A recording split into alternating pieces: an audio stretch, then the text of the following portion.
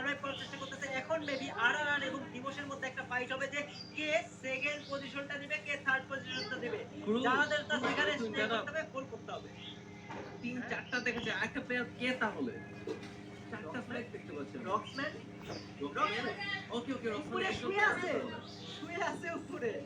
আচ্ছা ট্রিপল আর ডিবস আর রক্সম্যান একজন প্লেয়ার তাহলে তাহলে 10 জন প্লেয়ার হয় কিভাবে?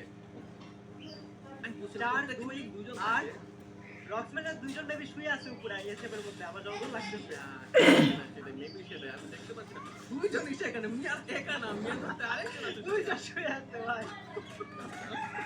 ওকে this is gonna be epic one triple আর পুরোপুরি পুশ করেছিল বাট নিকলা সেটা সার্ভাইভ করতে পারেনি যারা গেমের পজিশন অস্থির লেভেলের তারা এখানে চাইলে আর একটু হোল্ড করতে পারতো বাট আই থিঙ্ক জোনটা ওদেরকে একটু না পেইন তো দিতে যাচ্ছে এখন ডিভোর্স গেমিং এর পজিশন মোটামুটি ভালো ধরা যায় রক্সম্যান গেমিং আই থিঙ্ক সার্ভাইভ করতে পারবে কি পারবে না সেটা সময় বলে দিবে সবচেয়ে বেস্ট ফেভারিট পজিশনে আছে ঠিক যারা গেমিং যারা উপরের সাইড থেকে এখন শুধু ওয়েট করার পালা। রক্সম্যানের দুইজন, ট্রিপলারের এবং দিবস গেমিং এর প্লেয়াররা এলাই তারা নিজেদের মধ্যে ফাইট করে একটু পরে এমনি শেষ হয়ে যাবে। একটু যদি নার্ভটা কন্ট্রোল করে তারা হোল্ড করতে পারে, ভুইয়া হয়তো তাদের কাছে চলে আসবে। লেটস সি এটা ভাই স্পোর্টস লেভেল চলতেছে।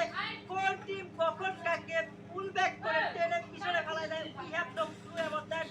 যারা টেনে কিন্তু চার্জ করার চেষ্টা করতেছে, সিঙ্গেল ম্যান কিছুটা নক র্যাকেট কিছুটা ড্যামেজ প্রোভাইড করার চেষ্টা করছে এবং জাম্প শট দেওয়ার চেষ্টা করছে ক্র্যাকের উপরে এবং ডিফেন্স বোলাররা চুপচাপ টেনে দিয়ে দেখতেছে যে ভাই তোমরা ফাইট করো, সমস্যা নেই, আমরা চেষ্টা দেখতেছি প্যারালাই ডিভোশন টেম মনস্টার টাকের কভারটা দিয়ে তারা চেষ্টা করছে কিছুটা কিন্তু কন্ট্রোল থাকলো লাস্ট প্লেয়ার ডিভোশ থেকে টাকলা এন্ড ব্লক আউট ক্র্যাকের কন্ট্রোল দেওয়ার চেষ্টা করতেছে সামহাউ পুরো একটা কিল পয়েন্টে গোল করার জালে একটা চারজন প্লেয়ারই এখন চারজন না চারজন তিনজন প্লেয়ার বিরুষকে মেরে দেওয়া হয়েছে। তো 3-1 এখানে One versus two versus three.